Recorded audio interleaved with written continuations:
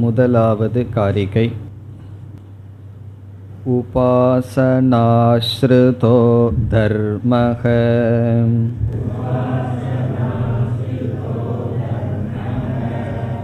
ஜாதே பிரம்மணி வர்த்ததே.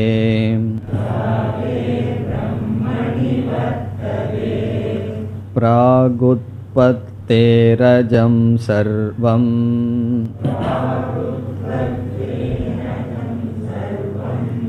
தேனாசௌ கிருபணஸ்மிருதஹ.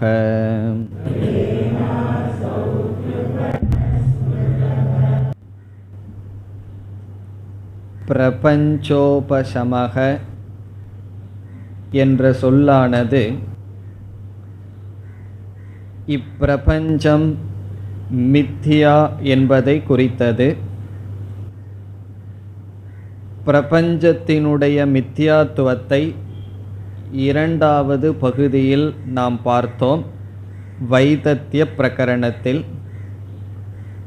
பிறகு அத்வைதக என்ற உபனிஷத்தினுடைய சொல்லுக்கு விளக்கத்தை இந்த மூன்றாவது பிரகரணத்தில் பார்க்க ஆரம்பிக்கின்றோம். இதில் காரியம் மித்யா என்று விளக்கப்பட்டது. இந்த பிரகரணத்தில் காரணம் என்ற ஒரு தன்மை பிரம்மத்திற்கு கொடுக்கப்பட்டது. அந்த தன்மையும் மித்யா என்று கூறப்பட்டு அத்வைதம் என்பதுதான் உண்மை என்று விளக்கப்படுகின்றது. மேலும் மித்யா அல்லது அனித்யம் இவைகள் இல்லை என்றே நாம் சொல்லிக்கொண்டு போனால் நமக்கு ஒரு சந்தேகம் வந்துவிடும். அந்த சந்தேகம்தான் சூன்யவாதம் என்பது. இல்லை இல்லை என்றே நாம் கூறிக்கொண்டிருந்தால் பிறகு சூன்யவாதம் வந்துவிடுமோ என்ற அச்சம் நமக்கு வந்துவிடும்.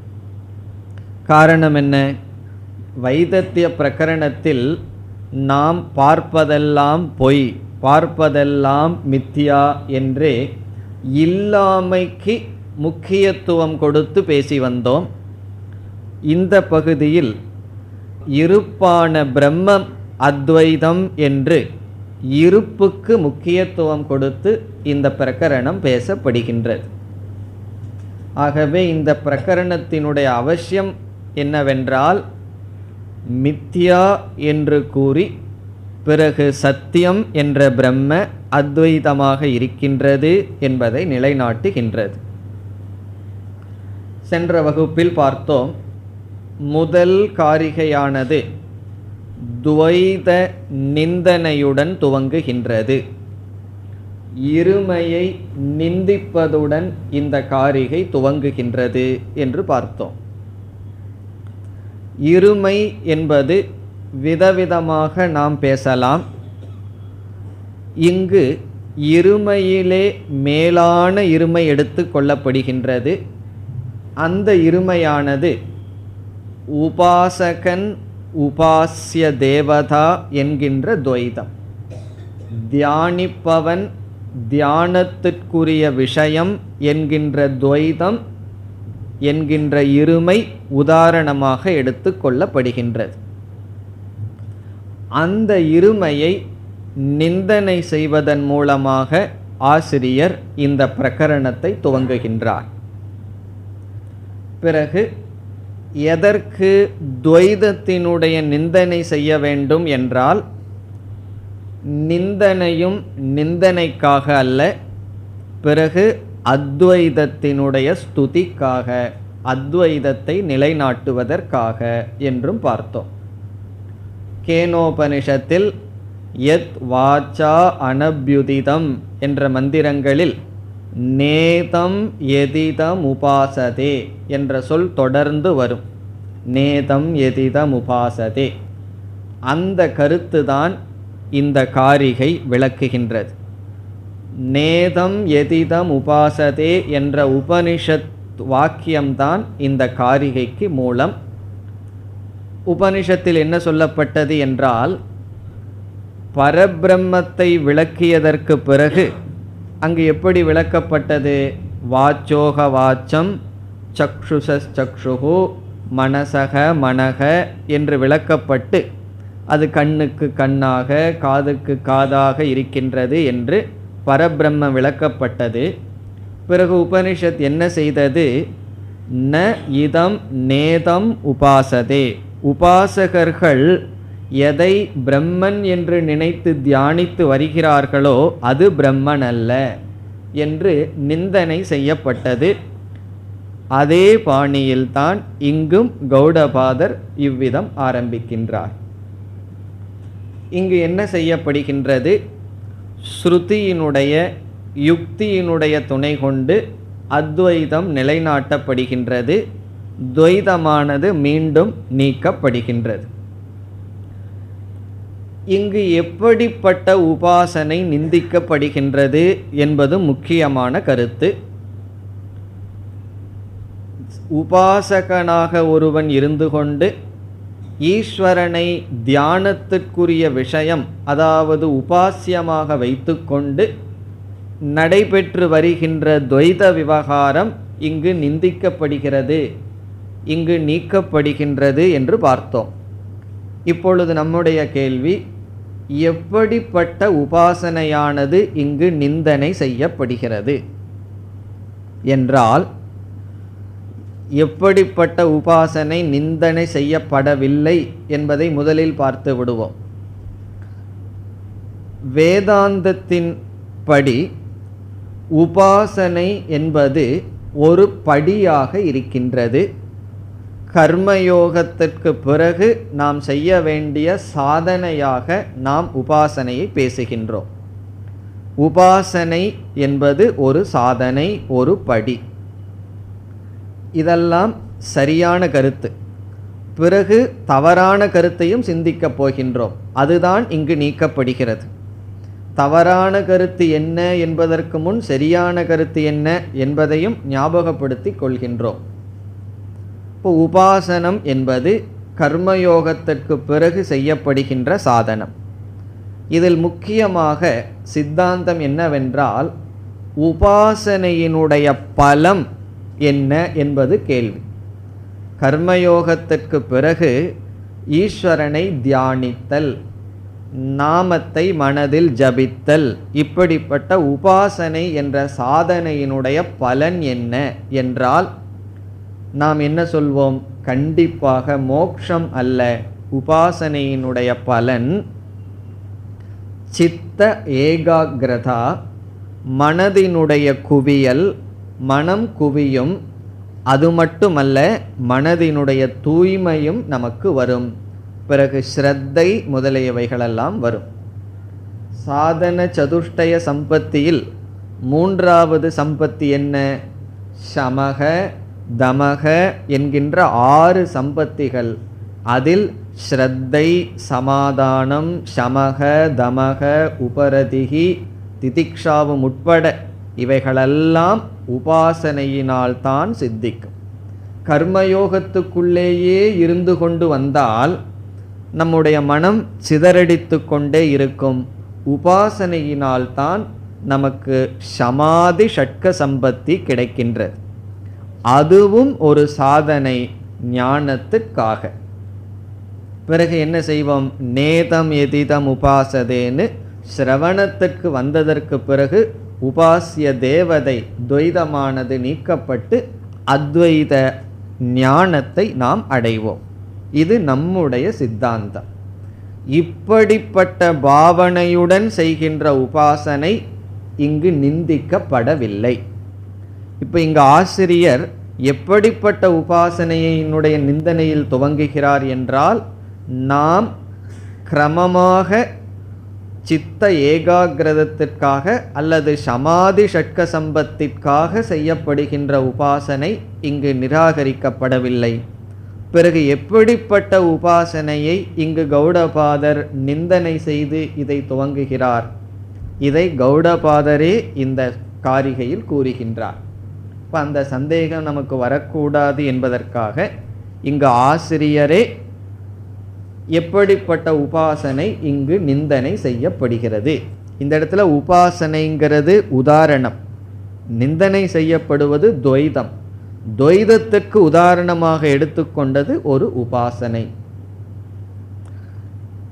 இப்பொழுது நாம் எப்படிப்பட்ட உபாசகர்கள், அவர்களுடைய சிந்தனை என்ன, அவர்களுடைய கருத்து என்ன என்பதை பார்க்கலாம்.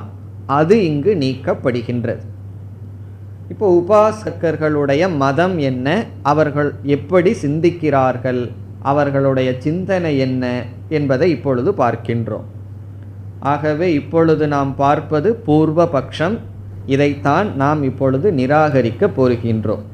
என்ன, இதை நம்ம எழுதும் பொழுது பூர்வ பட்சங்கிற ஹெட்டிங்கில் வரணும். இதை கேட்கும் போது நம்மளே அந்த கருத்தாக மாறிவிடக்கூடாது. ஆகவே இப்பொழுது பூர்வ பட்சத்தை பார்க்கின்றோம். இவர்களுடைய கருத்து என்னவென்றால், பரம்பிரம்ம இரண்டு சொரூபமாக இருக்கின்றது.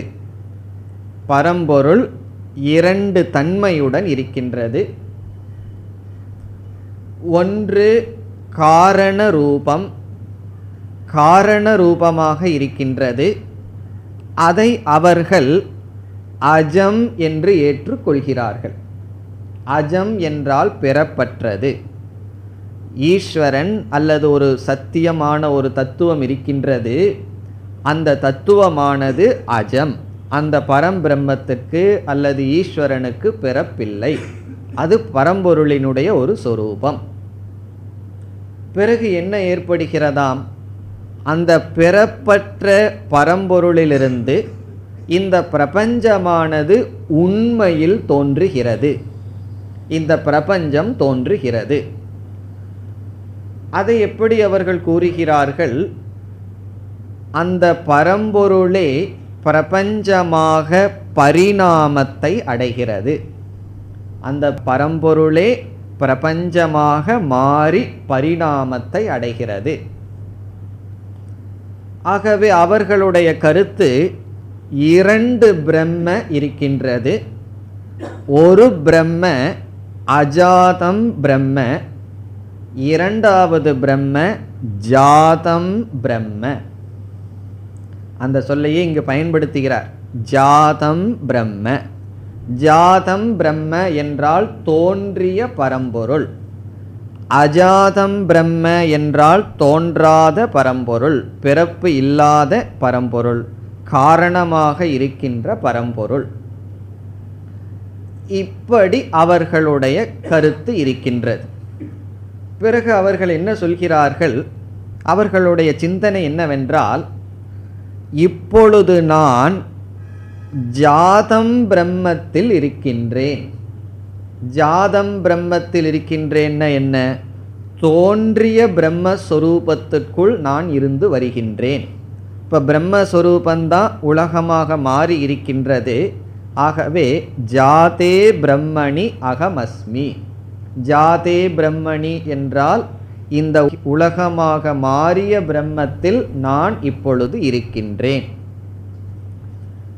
அதனால என்ன செய்து கொண்டிருக்கின்றேன், துவைதத்திற்குள் இருந்து துயரப்பட்டு கொண்டு இருக்கின்றேன். அது சம்சாரம். ஜாதமான உலகமாக மாறிய பிரம்மத்தில் இருந்து நான் துயரப்பட்டு கொண்டு இருக்கின்றேன். அது அவர்களுடைய கொள்கை. பிறகு என்ன நினைக்கிறார்கள், நான் என்ன செய்ய வேண்டும், அஜாதம் பிரம்மத்தை அடைய வேண்டும். இப்ப ஜாதமான பிரம்மத்தில் இருக்கின்றேன், உலகமாக மாறிய பிரம்மத்தில் இருந்து கொண்டு இருக்கின்றேன். நான் பெறவாத பிரம்மத்தை, காரணரூபமான பிரம்மத்தை அடைய வேண்டும்.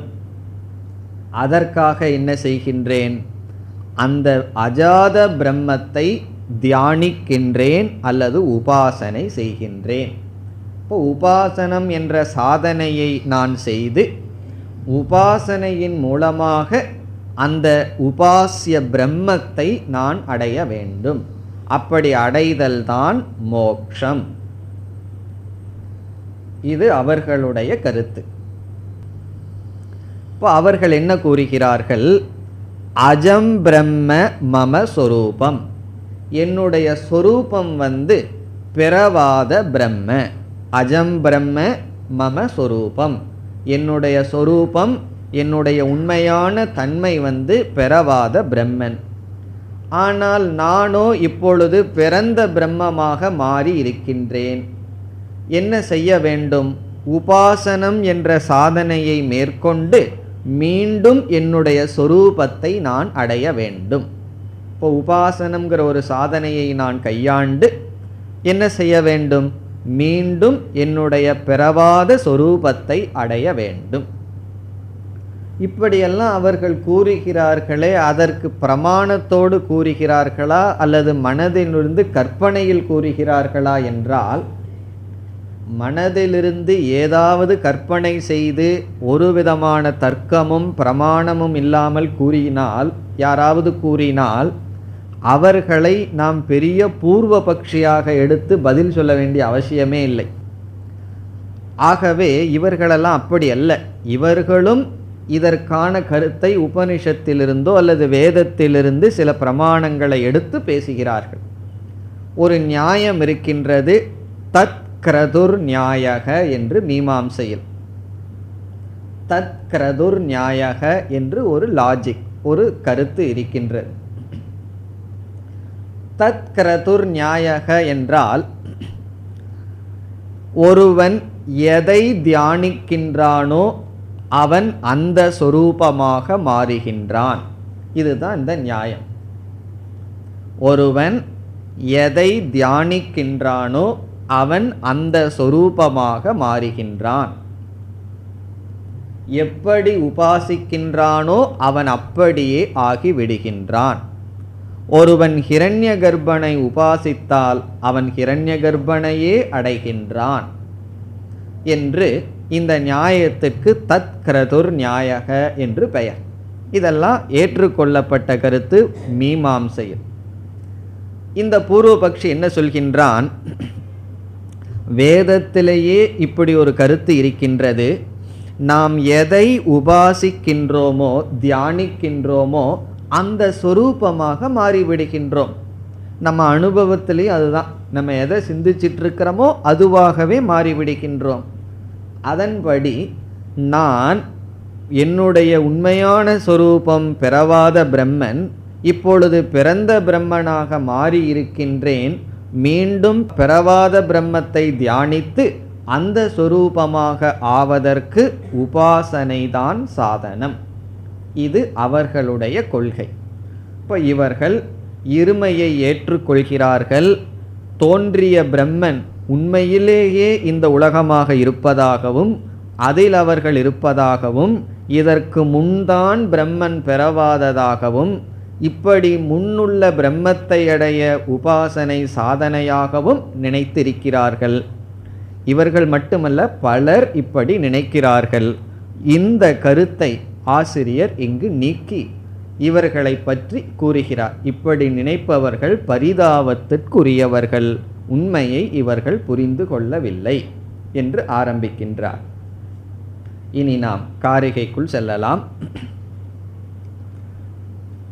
உபாசனா ஆஸ்ருதோ தர்மக. இங்கு தர்மக என்ற சொல்லுக்கு ஜீவக என்று பொருள். தர்மக இஸ் ஈக்வல் டு ஜீவக, ஜீவன். உபாசக குறிப்பா சொன்னா உபாசகன் என்று பொருள். ஜீவன்னா எல்லோருமே ஜீவர்கள் தான். இங்கு உபாசகர்கள் தர்மக. அதெப்படி தர்மகங்கிற சொல்லுக்கு உபாசகன்கிற அர்த்தம் வருமா என்றால், தேகஸ்ய தாரணாத் தர்மக. தேகஸ்ய தாரணாத், இந்த தேகத்தை தரித்திருப்பதனால், உடையவனாக இருப்பதனால், தேகத்துடன் கூடியிருப்பதனால் தர்மக. இப்ப தர்மக ஜீவக தேகஸ்ய தாரணாத். தாரணாத்னா கொண்டுள்ளவன், வைத்துள்ளவன், தாங்கிக் கொண்டு இருப்பவன், உடலை தாங்கிக் கொண்டு இருப்பவன் தர்மக. இங்கு உபாசக. இந்த உபாசகன் எதை சார்ந்து இருக்கின்றான்? எந்த சாதனையை சார்ந்திருக்கின்றான்? முதல் சொல் உபாசனா ஆஸ்ருதக. ஆஸ்ரிதக என்றால் எடுத்து கொண்டவன். ஆஸ்ரிதக சார்ந்திருப்பவன், எடுத்து கொண்டவன். இங்கு எதை எடுத்து கொண்டுள்ளான்? உபாசனா, உபாசனையை எடுத்து கொண்டவன். உபாசனையை எடுத்து கொண்டவன் சாதனையாக. அதனாலதான் அவனுக்கே உபாசகன் என்ற பெயர் கொடுக்கப்படுகிறது. இப்ப நம்மளும் தான், வேதாந்திகளும் தான் ஒரு காலத்தில் உபாசனாஸ்ரிதக உபாசனையை எடுத்துக்கொண்டு சாதனை செய்தார்கள். ஆனால் அவர்கள் உபாசனையினுடைய பலனாக சொல்வது வேறு, இவர்கள் உபாசனையினுடைய பலனாக சொல்வது வேறு. ஆகவே இங்கு பரம புருஷார்த்த சாதனத்துவேன உபாசனாம் ஆஸ்ரிதக, மேலான புருஷார்த்தத்திற்கு சாதனையாக உபாசனையை எடுத்தவர்கள் என்று பொருள் கொள்ள வேண்டும். இப்போ முதல் சொல்லுக்கு என்ன பொருள்? உபாசனா ஆஸ்ரிதக என்பதற்கு உபாசனையை எடுத்து கொண்டவர்கள். எப்படிப்பட்டதாக எடுத்து கொண்டவர்கள்? பரம புருஷார்த்த சாதனத்துவேன. பரம புருஷார்த்தம்னா மோக்ஷம், சாதனத்துவேன சாதனையாக, மோக்ஷத்திற்கு சாதனையாக உபாசனையை கையாளுபவர்கள், உபாசனையை செய்பவர்கள். அந்த மோட்சத்தை அடையணும்னா அறிவெல்லாம் வேண்டாம், வெறும் மனதினால் தியானம் செய்து கொண்டு வந்தாலே போதும். தியானம் செய்து செய்து நான் அதுவாக மாற வேண்டும். இப்பொழுது நான் அப்படி இல்லை, நான் மாறிவிட்டேன், ஜாத பிரம்மனாக இருக்கின்றேன். பிறகு அஜாத பிரம்மனாக நான் மாற வேண்டும். அதற்கு என்ன மார்க்கம்? உபாசனா. உபாசனா ஆஸ்ரிதக தர்மக. இப்போ உபாசனா ஆஸ்ரிதகங்கிற சொல் தர்மகங்கிற சொல்லுக்கு அடைமொழி. இங்கு எப்படிப்பட்ட ஜீவன்? உபாசனையை பரம புருஷார்த்த சாதனமாக எடுத்துக்கொண்ட ஜீவன். இனி அவன் எங்க இருக்கின்றான்? ஜாதே பிரம்மணி வர்த்ததே. ஜாதே பிரம்மணி, பிறந்த பிரம்மத்திடத்தில். நாம் பார்த்தோம் ரெண்டு சொற்கள், அஜாதம் பிரம்ம, ஜாதம் பிரம்ம. அந்த ஜாதம் பிரம்மத்தை சொல்றார். ஜாதே பிரம்மணி, பிறந்த பிரம்மத்திடத்தில். வர்த்ததே, அவன் இருக்கின்றான். இந்த இடத்துல வர்த்ததேன இருக்கின்றான். அதை எப்படி பொருள் கொள்ள வேண்டும்? தத் அபிமானித்துவேன வர்த்ததே. அபிமானித்துவேன என்றால் பிறந்த இந்த உலகத்தில் அபிமானம் கொண்டவனாக இருக்கின்றான். ஜாதமான பிரம்மத்திடத்தில் அவன் இருக்கின்றான். இப்போ நம்ம பிரம்மன் பிறக்கவில்லையா என்று கேட்டால் என்ன பதில் சொல்லுவோம்? ஊர்ண நாபி உதாரணமெல்லாம் சொல்லி என்ன சொல்லுவோம்? சிலந்தி பூச்சி உதாரணத்தில் என்ன சொல்லுவோம்? பிரம்மனே தான் உபாதான காரணம், நிமித்த காரணம், இந்த உலகமாக இருக்கிறார்னு சொல்லுவோம். ஆனால் என்ன சொல்லி விடுவோம்? பரிணாமி உபாதான காரணம் அல்ல, விவர்த்த உபாதான காரணம் என்று சொல்வோம். மாயையினால் இப்படி இருக்கிறார்னு சொல்லுவோம். ஆனால் இங்கு பூர்வபக்ஷி பரிணாமம் அடைந்து ஜாதமாக பிரம்மன் இப்பொழுது இருக்கிறது என்று அவன் நினைக்கின்றான். அதனால அவன் தன்னை எங்கு இருப்பதாக நினைக்கின்றான்? இப்பொழுது நான் ஜாதே பிரம்மணி வர்த்ததே, நான் ஜாதமான பிரம்மத்தில் இருக்கின்றேன் அவன் நினைக்கிறதுனால இங்கு ஆசிரியர் அவர்களை பற்றி கூறுகிறார். அவர்கள் பிறந்த பிரம்மத்தில் இருக்கிறார்கள். பிறகு இரண்டாவது வரிக்கு வருகின்றோம். இரண்டாவது வரியினுடைய முதல் பகுதியில் அந்த உபாசகர்களுடைய சிந்தனையை ஆசிரியர் குறிப்பிடுகிறார். அவர்கள் எப்படி நினைக்கிறார்கள், அவர்களுடைய மனசில் எப்படிப்பட்ட தத்துவம் இருக்கின்றதுங்கிறத ஆசிரியர் குறிப்பிடுகிறார். அவர்கள் எப்படி நினைக்கிறார்களாம்? அவர்களுடைய கொள்கை என்ன? பிராக் உற்பத்தேகே, உற்பத்தேகே பிராக், இந்த உலகம் தோன்றுவதற்கு முன்பு. உற்பத்தேகேன உற்பத்தி ஆவதற்கு, பிராக் முன்பு. இது அவர்களுடைய மனதில் இருக்கின்ற எண்ணங்கள்.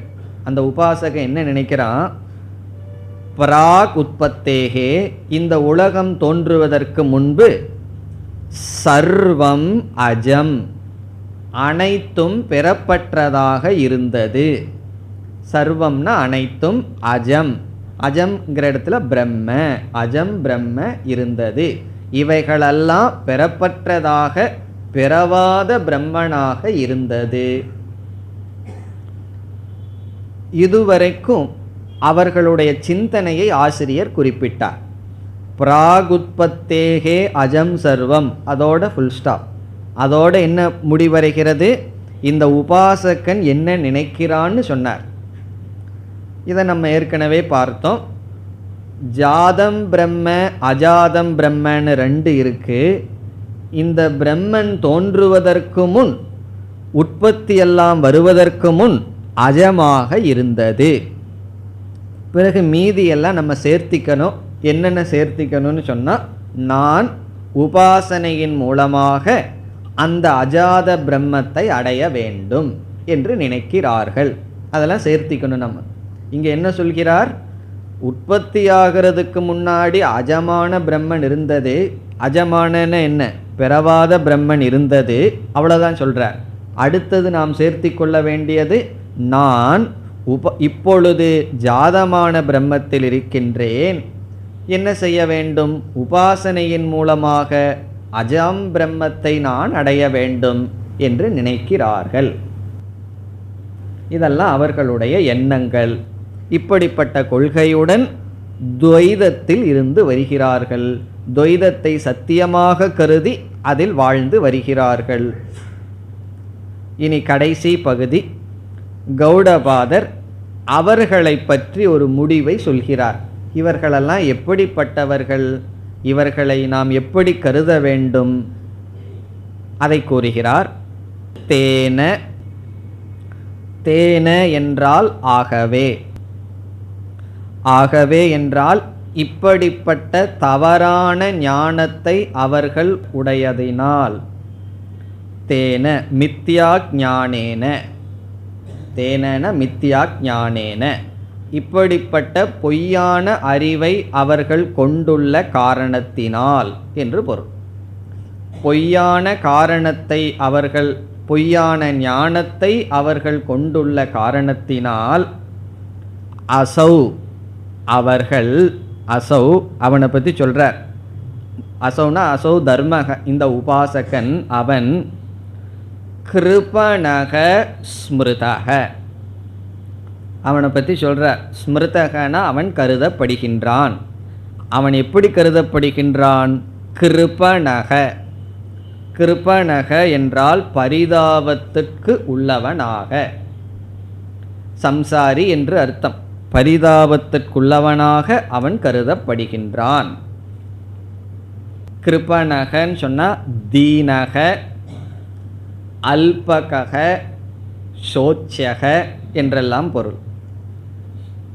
தீனக என்றால் பாவம்னு சொல்லுவோம் அல்லவா, யாராவது பார்த்து ஐயோ பாவம்னு சொல்லுவோம் அல்லவா, அப்படி அந்த சொல்லுதான் கிருபணக, ஐயோ பாவம்ங்கிற சொல். சில சமயம் நம்மையை பார்த்து சில பேர் சொல்லுவார்கள் ஐயோ பாவம் என்று. இவர் கௌடபாதர் அவர்களை பார்த்து சொல்கிறார் ஐயோ பாவம். உலகத்தில் இருக்கிற சுகத்தை எல்லாம் விட்டுட்டு போய் அத்வைத பிரகடனம் படிச்சுட்டு இருக்கீங்களே ஐயோ பாவம்னு நம்மையை பார்த்து சிலர் சொல்லுவார்கள். நாம் அவர்களை மனசுக்குள்ளே என்ன சொல்லுவோம், ஐயோ பாவம்னு சொல்லுவோம். அந்த ஐயோ பாவம்தான் கிருபணக, தீனக. இனி ஒரு பொருள் அல்பக, ரொம்ப அல்பமானவன், அல்பக. இனி ஒரு பொருள் சோச்சியக, சோச்சியகனா அவன் வருத்தத்தக்க வேண்டியவன். அவனை குறித்து நம்ம வருத்தப்படணும், நம்ம ஐயோ பாவம்னு சொல்லணும்னு அர்த்தம். சோச்சியக, சோச்சியகனா அவனை குறித்து அழுகணுன்னு அர்த்தம் கிடையாது. அவன் பரிதாபத்திற்குரியவன். சரியான தமிழ் சொல்லணும்னா பரிதாபத்திற்கு உரியவன். ஏதத் அக்ஷரம் அவிதித்வா கார்கி அஸ்மாத் லோகாத் பிரைதி சக கிருபணக என்று பிருகதாரண்யக உபனிஷத்தில் சொல்லப்படும். இந்த உலகத்தில் பிரம்மத்தை அறியாமல் ஒருவன் இறந்து விட்டால் அஸ்மாத் லோகாத் பிரைதி அவிதித்வா, உண்மையை தெரிந்து கொள்ளாமல் இந்த உலகத்திலிருந்து ஒருவன் சென்றால் சக கிருபணக, பிறகு விதித்துவா அஸ்மாத் லோகாத் பிரைதி சக பிராமணக. அதான் உபனிஷத் கூறுகின்றது. உண்மையை தெரிஞ்சு கொள்ளாமல் இந்த உடலிலிருந்து ஒருவன் சென்று விட்டால் அவன் கிருபணக. உண்மையை தெரிஞ்சிட்டு யார் செல்கிறார்களோ அவர்களுக்கு உபனிஷத் கொடுக்கின்ற சொல் பிராமணக என்று சொல்லப்படும். அந்த வார்த்தையை மனசில் வச்சுட்டு கௌரபாதர் எழுதுகிறார், கிருபணக ஸ்மிருதக, கிருபணனாக கருதப்படுகின்றான். உபாசனை. அப்போ அவனுடைய விஞ்ஞானமய கோஷம் எப்படி இருக்கும்? அஜ்ஞானமய கோஷமாக இருக்கும். அஜ்ஞானமய கோஷத்துடன் உபாசனையில் அவன் இருப்பான். ஆகவே கிருபணக. அசௌ கிருபணக ஸ்மிருதக, தேனென இப்படிப்பட்ட கொள்கையை அவன் உடைவதனால். அப்போ இந்த முழு காரிகையில் நமக்கு என்ன கிடைக்கின்றது? உபாசனா ஆஸ்ரிதோ தர்மக, உபாசனையை பரம புருஷார்த்தமாக புருஷார்த்த சாதனமாக கருதுகின்ற ஜீவன் பிறந்த பிரம்மத்திடம் தோன்றிய பிரம்மத்திடம் அபிமானத்துடன் இருக்கின்றான். காரணம், அதை சத்தியமாக கருதுகின்றான். இவைகளெல்லாம் தோன்றுவதற்கு முன் பிறப்பற்றதாக இருந்தது.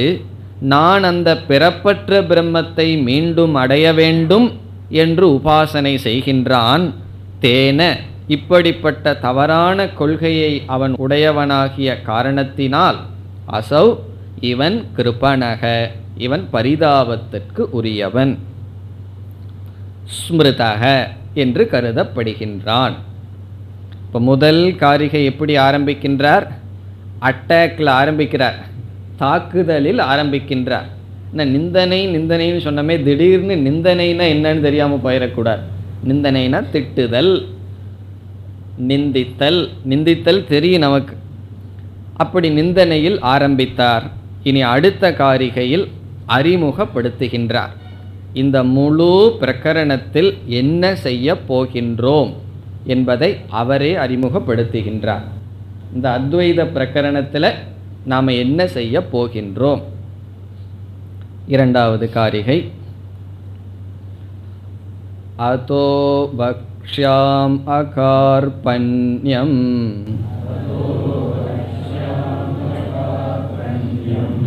அஜாதி சமதாம் கதம் யதா ந ஜாயதே கிஞ்சித்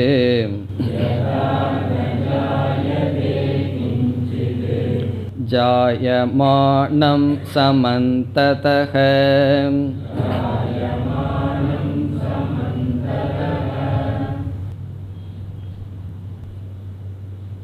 இந்த பிரகரணத்தில் என்ன சொல்லப் போகின்றோம் என்பதை ஆரம்பத்திலேயே கௌடபாதர் கூறுகின்றார். காரணம் என்னன்னா, முதல் உபனிஷத் கேட்டு முடித்த உடனேயே சில பேர்த்துக்கு மனசில் என்ன தோன்றியிருக்கும்? முடிஞ்சுதே, இதுக்கு மேலே பேசுறதுக்கு என்ன இருக்குன்னு. 12 மந்திரத்தை முடித்து ஆகம பிரகரணம் முடிஞ்ச உடனே முடிஞ்ச மாதிரி இருக்கு, இனிமேல் தான் என்ன பேசுறதுக்கு இருக்குன்னு தோணும். சரின்னு வைதத்திய பிரகரணத்தை ஆரம்பித்து கொஞ்சம் போக போக பேச வேண்டியது இருக்குது, புரிஞ்சிக்க வேண்டியது இருக்குன்னு புரிஞ்சுக்குவோம். வைதத்திய பிரகரணம் முடிஞ்ச உடனே முடிஞ்சாச்சே, எல்லாம் கிளியராக, இனிமேல் என்ன தான் இருக்க போகுது. ஏன்னா ஒருவர் வந்து கேட்டார், முடிஞ்சாச்சு இனிமேல் என்ன தான் பேச போகிறோம். ஆகவே அதை முதல்லையே சொல்லிடுறார். இப்போ அத்வைத பிரகரணத்தில் என்ன பேச போகின்றோம், என்ன பேச இருக்கின்றோம் என்பதை அழகாக கூறுகின்றார். முதல் சொல் அதக. அதக என்றால் ஆகவே. ஆகவே என்றால் என்ன பொருள்?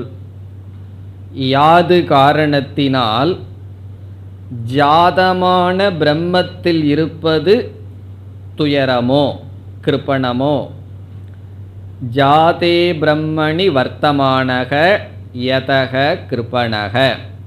ஜாதே பிரம்மணி தோன்றிய இந்த உலகத்தில் அபிமானித்து கொண்டு இருப்பவன் கிருபணன் பரிதாபத்திற்கு உரியவன். அதக ஆகவே. இப்போ சமஸ்கிருதத்தில் சொல்லணும்னா ஜாதே பிரம்மணி வர்த்தமானக யதக கிருபணக அதக. இப்போ ஜாதே பிரம்மணி இந்த தோன்றிய பிரம்மத்திடம், வர்த்தமானக அதில் அபிமானம் வைத்து கொண்டிருப்பவன், யதக யாது காரணத்தினால், கிருபணக கிருபணன் சொன்னாரே அதக ஆகவே. சுருக்கமாக சொன்னோம்னா என்னென்ன, ரொம்ப நீளமாக சொல்கிறீர்களே புரியவில்லைன்னா, தவறான கொள்கையுடன் இருப்பது துயரம். ஆகவே என்ன முன்ன தப்பான கருத்தை சொன்னார். இப்படி தப்பான அறிவுடன் இருந்தால் அது தவறு. தப்பான அறிவுடன் இருப்பது தவறா இல்லையான்னா, அதே தப்பான அறிவுன்னு சொல்லிட்டோம். இப்போ தவறான அறிவை கொண்டிருப்பது தவறு. ஆகவே அதனால துயரம். ஆகவே என்ன செய்ய போறாராம்? வக்ஷ்யாமி. வக்ஷ்யாமினா நான் சொல்ல போகின்றேன். நான் வக்ஷ்யாமி நான் சொல்ல போகின்றேன். நான் யார்? கௌடபாதர். நான் சொல்ல போகின்றேன். இனி வருகின்ற சொற்களெல்லாம் எந்த தத்துவத்தை சொல்கிறாரோ அந்த தத்துவத்திற்கான லட்சணங்கள். எந்த தத்துவத்தை சொல்ல போறார்? அத்வைதமான பிரம்மத்தை சொல்ல போறார். ஆகவே அத்வைதமான பிரம்மத்தை அறிமுகப்படுத்துகிறார். அதற்கு முதல் சொல் அகார்பண்யம். ரொம்ப அழகான சொல் அகார்பண்யம்.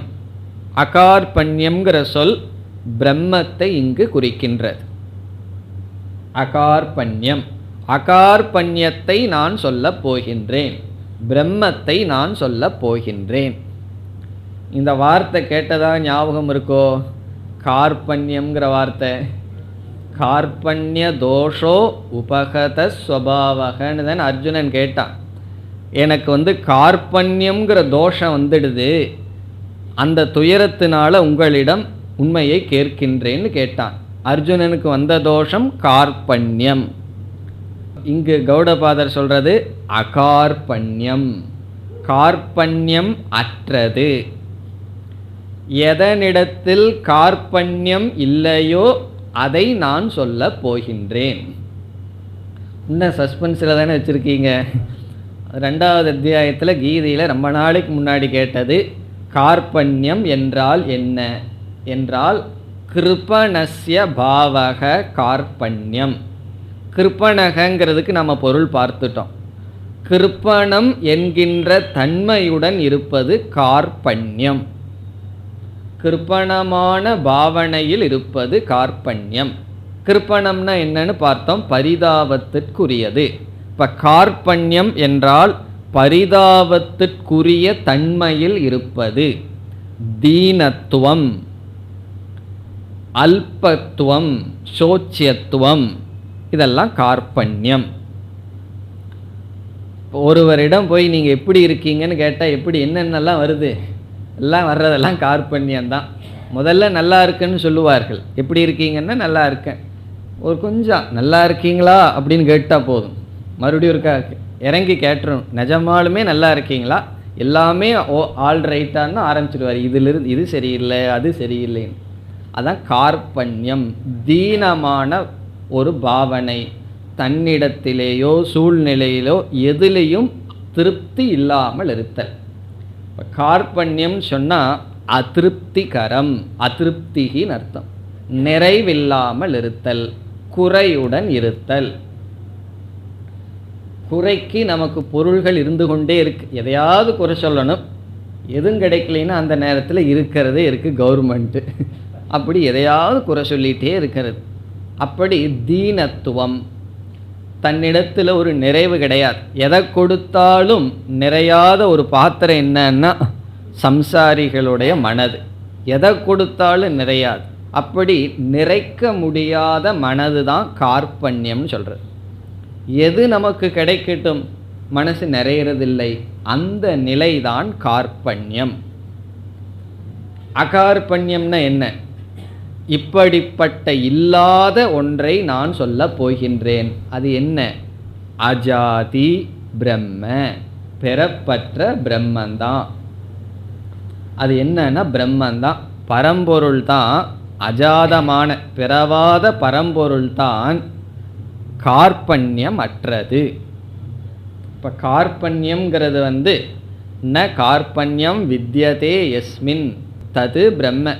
எந்த பிரம்மத்திடம் கிருபணத்துவம் அல்லது துயரம் சம்சாரம் இல்லையோ அது கார்பண்யம். இந்த சொல் பிரபஞ்சோபசமங்கிற சொல்லை போல அர்த்தம். பிரபஞ்சோபசமத்துக்கு என்ன பொருள் பார்த்தோம்? எந்த துரியத்திடம் பிரபஞ்சம் இல்லையோ அது அப்படின்னு பார்த்தோம். அதே போல எந்த இடத்தில் கார்பண்யம் இல்லையோ அதை சொல்ல போகின்றேன். அது எது? பிரம்ம. அந்த பிரம்மத்தினுடைய லட்சணம் என்ன? அடுத்த சொல் அஜாதி. இப்போ நான் துயரமற்ற கார்பண்யம் அற்ற அகார்பண்யமான ஒரு தத்துவத்தை சொல்கின்றேன். அதைத்தான் இப்போ நம்ம சொல்ல போகிறோம். அது அஜாதி. இந்த அஜாதிங்கிற இடத்துல தான் முக்கியமான விசாரம் நாம் இப்பொழுது செய்ய வேண்டும். அதை பிறகு பார்ப்போம். அடுத்த சொல் எடுத்துக்குவோம். சமதாம் கதம். சமதாம் கதம் என்றால் பூர்ணத்துவம், பூர்ணமாக இருப்பது. கதம்னா அடைந்தது, இருப்பது. சமதாம் என்றால் நிர்விசேஷத்துவம், நிர்குணத்தை அடைந்த தத்துவம். கதம்னா சென்றதுன்னு பொருள். ஆனால் இந்த இடத்தில் இருப்பது நிர்விசேஷத்துவம். சமதாம் என்றால் சமத்துவம் அர்த்தம். சமத்தை அடைந்தது, சமமான தன்மையை அடைந்தது. இங்கு சமமான தன்மை என்றால் விகல்பமற்றது, பிரிவற்றது, வேற்றுமையற்றது, பூர்ணமானது என்று பொருள். இதெல்லாம் எதற்கு சொல்றார்? இப்படிப்பட்ட தத்துவத்தை நான் சொல்ல போகின்றேன்னு சொல்றார். ஆகவே பூர்ணமான, நிர்விசேஷமான, அதெல்லாம் சமதாம் கதம். அஜாதி பெறப்பற்ற, அகார்பண்யம் கார்பண்யமற்ற ஒரு தத்துவத்தை வக்ஷ்யாமி நான் சொல்ல போகின்றேன். இரண்டாவது வரிய பிறகு பார்ப்போம். இப்பொழுது நாம் அஜாதி அப்படிங்கிற சொல்ல எடுத்துட்டு விசாரத்திற்கு செல்ல வேண்டும். என்ன, இந்த ஒரு சொல்லு தான் இந்த முழு பகுதியை நிர்ணயிக்கின்ற சொல். இப்போ என்ன செய்ய போகின்றார்? இந்த பிரகரணத்தில்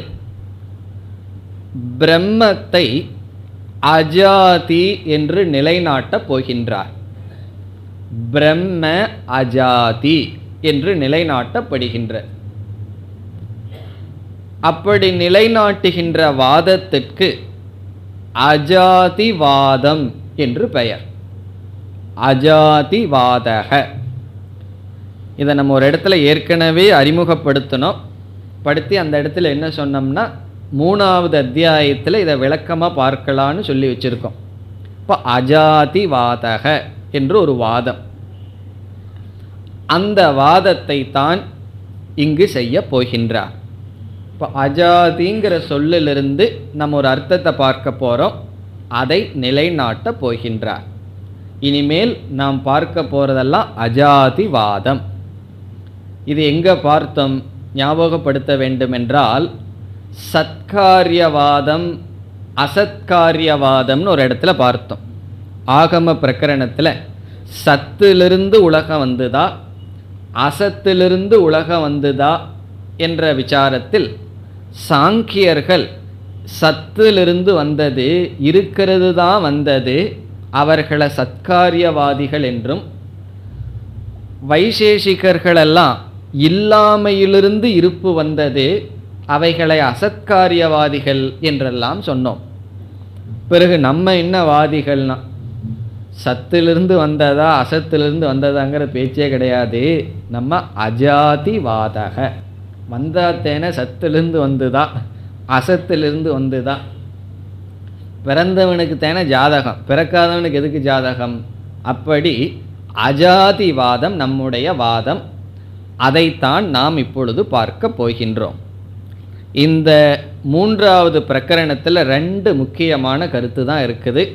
ஒன்று இந்த அஜாதிவாதம், இனி ஒன்று நிதித்தியாசனம். நிதித்தியாசனத்தை பற்றி மிக விளக்கமாக ஆசிரியர் கடைசியில் சொல்ல போகிறார். அதை பார்ப்போம். அதுதான் இந்த பிரகரணத்தினுடைய சாரம். இனி நம்ம அஜாதிங்கிற சொல்லை எடுத்துட்டு இதில் என்ன புரிந்து கொள்ள வேண்டும் என்பதை இப்பொழுது பார்க்க ஆரம்பிக்கலாம்.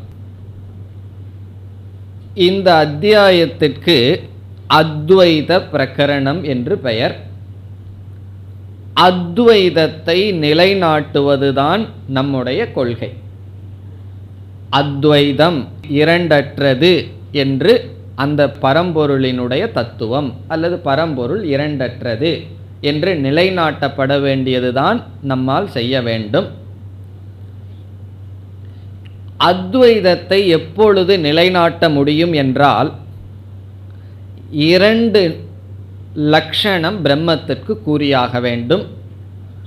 அப்பொழுதுதான் பிரம்ம அத்வைதம் என்று நிலைநாட்ட முடியும். இப்போ பிரம்மத்திற்கு 2 தன்மை அல்லது 2 சொரூபத்தை காட்டியாக வேண்டும். 2 சொரூபத்தை பிரம்மத்திடம் நிரூபித்தால்தான் நாம் பிரம்ம அத்வைதம் என்று கூற முடியும். முதல் சொரூபம் என்னவென்றால் பிரம்ம காரணரகிதம். பிரம்மத்திற்கு காரணம் இல்லை. இதை முதலில் நிலைநாட்ட வேண்டும். பிரம்ம அகாரணம் பிரம்ம. சுருக்கமாக எழுதணும்னா அகாரணம் பிரம்ம. இந்த அகாரணம் பிரம்மன்னு சொன்ன என்ன? பிரம்மத்திற்கு காரணம் இல்லை. இதை நம்ம புரிந்து கொள்கிற லாங்குவேஜில் எழுதணும்னா பிரம்ம ஸ்வயம்பு, ஸ்வயம் பவதி, அது தானாகவே இருக்கின்றது. ஏன்னா இந்த 2க்கும் மிக நுண்ணிய வேறுபாடு இருக்க போகுது. அதனால் கவனமாக இந்த 2ஐயும் கேட்கணும். அதனால தான் முதல் ஒன்றை நல்லா புரிஞ்சதற்கு பிறகு 2வதுக்கு போவோம். இப்போ முதலையே கொஞ்சம் நேரம் பார்ப்போம். அகாரணம் பிரம்மன்னு முதல்ல சொன்னோம். முதல் கருத்திலேயே இப்பொழுது இருக்கின்றோம். பிறகு ஸ்வயம்பு, அது தானாகவே இருக்கின்றது. ஸ்வயம்புனா தானாக தோன்றியதுன்னு அர்த்தம் கிடையாது. ஸ்வயம் பவதி, ஸ்வயம் உத்பவதின்னு அர்த்தம் கிடையாது. தானாக தோன்றியதுன்னு அர்த்தம் கிடையாது. தானாகவே இருப்பது. அல்லது ந வித்யதே ஜாதிஹி அஸ்ய. ந வித்யதேன கிடையாது. ஜாதிஹி என்றால் ஜென்ம, அஸ்ய எதற்கு. ந வித்யதே ஜாதிஹி அஸ்ய. இதை தமிழில் சொன்னோம்னா எதற்கு காரணம் இல்லையோ. இதில் ஒவ்வொரு வார்த்தையும் ரொம்ப முக்கியம். எதற்கு காரணம் இல்லையோ அல்லது பிறப்பு இல்லையோ. எதற்குங்கிற இடத்துல பிரம்மத்திற்கு. எந்த பிரம்மத்திற்கு பிறப்பு இல்லையோ, காரணம் இல்லையோ, அந்த பிரம்ம அகாரணம் பிரம்ம. இப்போ இந்த பிரம்மத்தை நம்ம அஜாதி அப்படின்னு சொல்ல முடியுமோ என்றால் சொல்லலாம். ஜாதி என்றால் ஜென்ம. ஜாதிங்கிற சொல்லுக்கு ஜென்ம, பிறப்பு. ஜாதிஹி ஜென்ம. நம்ம சொல்லிட்டு இருக்கிற ஜாதி கிடையாது. லோக்கலில் ஜாதி, அந்த ஜாதி இந்த ஜாதின்னு சொல்கிறோமே, அது இங்கே கிடையாது. ஜாதி என்றால் பிறப்பு. அதுக்கு முன்னாடி ஒரு ஆவை போட்டோம்னா அஜாதி என்றால் பிறப்பில்லை. இப்போ நம்ம முதல்ல பார்த்த அர்த்தத்துக்கு அஸ்ய, எதற்கு பிறப்பில்லையோ அது அஜாதி, அதான் பொருள். இப்போ அஜாதிங்கிற சொல்லுக்கு தான் பொருள் பார்க்க ஆரம்பிச்சிருக்கோம். முதல் பொருள் என்ன? எதற்கு என்றால் எந்த பிரம்மத்திற்கு ஜாதி பிறப்பு இல்லையோ அந்த பிரம்ம அஜாதி. இது முதல் கருத்து. இதை நம்ம நிலைநாட்டணும். எந்த பிரம்மத்திற்கு பிறப்பு கிடையாதோ அந்த பிரம்ம என்னைக்குமே தோன்றவில்லை, அதற்கு ஒரு காரணம் கிடையாது, ஒன்றிலிருந்து அது தோன்றியது அல்ல. இது முதல் கருத்து. இரண்டாவது கருத்து என்னவென்றால், அஜாதிங்கிற சொல்லுக்கு இரண்டாவது பொருள் அல்லது பிரம்மனிடம் நாம் நிலைநாட்டப்பட வேண்டிய இரண்டாவது கருத்து, எந்த பிரம்மனிடமிருந்து எதுவும் தோன்றவில்லையோ, எந்த பிரம்மனிடமிருந்து எதுவும் தோன்றவில்லையோ அது அஜாதி. எந்த பிரம்மனிடமிருந்து எதுவும் தோன்றவில்லையோ, இதை சமஸ்கிருதத்தில் சொல்லணும்னா ந வித்யதே ஜாதிஹி அஸ்மாத், ந வித்யதே ஜாதிஹி அஸ்மாத், எதனிடமிருந்து எதுவும் தோன்றவில்லையோ. முன்ன சொன்னதுக்கும் இதுக்கும் வித்தியாசம் புரிகின்றதோ? எதற்கு காரணம் இல்லையோ அது முதல்ல சொன்னது. பிரம்மத்திற்கு தோற்றமில்லைன்னு சொன்னது முதல்ல. பிரம்மத்திற்கு தோற்றமில்லை முதல் ஸ்டேட்மெண்ட். ரெண்டாவது சொன்னது பிரம்மனிடமிருந்து எதற்கும் தோற்றம் இல்லை, பிரம்மனிடம் இருந்து எதுவும் தோன்றவில்லை. முன் சொன்ன வாக்கியம் எதனிடமிருந்தும் பிரம்மன் தோன்றவில்லை, பிரம்மனிடமிருந்தும் எதுவும் தோன்றவில்லை. இப்போ ரெண்டாவது சொன்னது அதுவும் அஜாதி தான். அப்போ அஜாதிக்கு ரெண்டு லட்சணம்.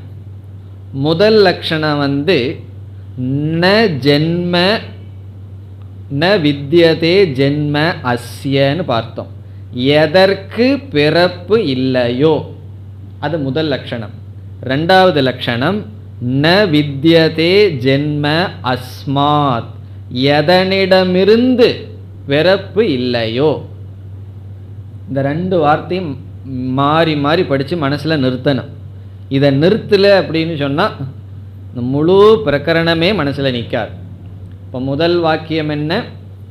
எதற்கு தோற்றம் இல்லையோ, எந்த பிரம்மத்திற்கு தோற்றம் இல்லையோ அதுவும் அஜாதி பிரம்ம, அகாரணம் பிரம்ம. இரண்டாவது, எந்த பிரம்மத்திடமிருந்து எதற்கும் தோற்றமில்லையோ, எதுவும் தோன்றவில்லையோ அது அஜாதி. நோட்ஸில் இப்போ இருக்கட்டும், வீட்டில் போய் ஆற அமர உட்கார்ந்து ரெண்டையும் பாருங்க. இதில் என்னன்னு சொன்னால், முதலில் ஒரு லட்சணம் சொன்னமே அதை எல்லோரும் ஏற்றுக்கொள்கிறார்கள். எல்லாருமே என்ன? ஆஸ்திகவாதிகள். இந்த சூன்யவாதிக்கு என்ன இருக்குது ஏற்றுக்கொள்றதுக்கு? சூன்யத்தை தவிர அவனுக்கு ஒன்றும் கிடையாது. ஆகவே எல்லோரும் ஆஸ்திக தர்ஷனத்தில் பிரம்மத்தை ஏற்றுக்கொள்பவர்கள் எல்லோருமே பிரம்மத்துக்கு காரணம் கிடையாது, அது எதனிடமிருந்தும் தோன்றவில்லை, அது அகாரணமாக இருக்கிறது, அஜாதியாக இருக்கிறதுன்னு ஏற்றுக்கொள்கிறார்கள். பிறகு அத்வைதியை தவிர வேற யாருமே நம்ம ரெண்டாவது சொன்னதை ஏற்றுக்கொள்வதில்லை. அத்வைதத்தில் தான் ரெண்டாவது சொன்ன லட்சணம் பேசப்படுகிறது. ரெண்டாவது என்ன சொல்லிட்டோம்? எந்த பிரம்மத்திடமிருந்து எதுவும் தோன்றவில்லை அப்படின்னு சொல்லிட்டோம். இதை யாருமே ஏற்றுக்கொள்வதில்லை. அதனால் என்ன பண்றார் கௌடபாதர்? இந்த பிரகரணத்தில் பிரம்மத்திற்கு நாம் கூறிய இரண்டாவது லட்சணத்தை நிலைநாட்டுகின்றார். இந்த பிரகரணத்தில் என்ன பார்க்க போறோம்? பிரம்மத்திடமிருந்து எதுவும் தோன்றவில்லை, ஜாதம் பிரம்மன்னே ஒன்று கிடையாதுங்கிறார். இருக்கிறது அஜாதம் பிரம்மன் தான்.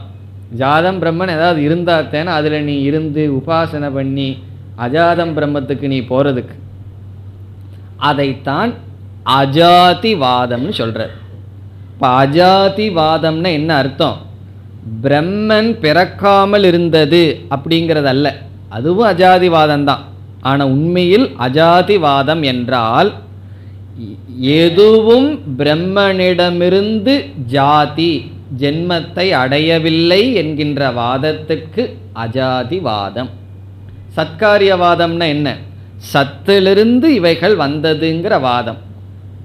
அசத்காரியவாதம்னா அசத்திலிருந்து இவைகள் வந்ததுங்கிற வாதம். அஜாதிவாதம்னா எதுவுமே வரவில்லை என்பது வாதம். வாதம்னா கருத்து. அதைத்தான் முக்கியமாக இவர் செய்ய போகின்றார். இப்போ நம்ம என்ன செய்ய முயற்சி பண்ணுறோம்? பிரம்மத்திடமிருந்து எதுவும் தோன்றவில்லை. இந்த ரெண்டு அர்த்தத்துக்கும் சொல் அஜாதிங்கிற சொல்லுதான். இப்போ அஜாதிங்கிற சொல்லுக்கு ரெண்டு அர்த்தம். அந்த ரெண்டு அர்த்தம் மனசில் நல்லா பதிய வேண்டும். அதனால தான் திரும்பி திரும்பி இங்கே சொல்லிடுறேன். வீட்டில் போய் பதிய வச்சுட்டு வந்துடுங்க அடுத்த கிளாஸில்.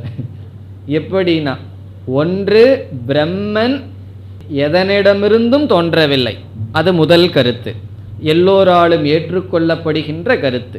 பிரம்மன் ஸ்வயம்பு, அது காரணமே கிடையாது, அனாதியாக இருக்கிறது, அதெல்லாம் நம்ம சொல்லுவோம்.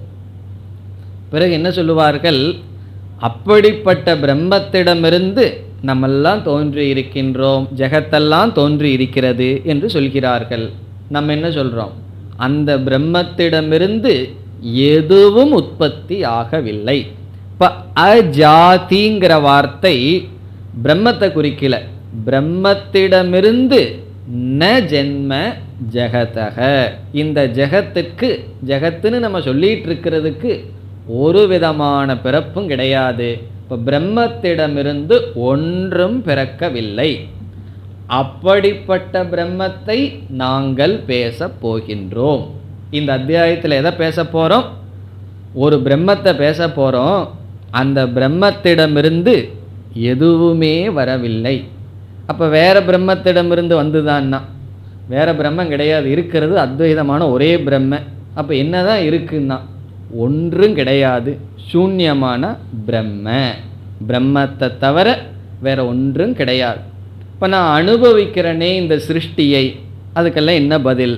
இதையெல்லாம் தான் நாம் பார்த்து புரிந்து கொள்ள போகின்றோம். அடுத்த வகுப்பில் தொடரலாம். ஓம் பூர்ணமத பூர்ணமிதம் பூர்ணாத் பூர்ணமுதச்யதே பூர்ணஸ்ய பூர்ணமாதாய பூர்ணமேவாவசிஷ்யதே.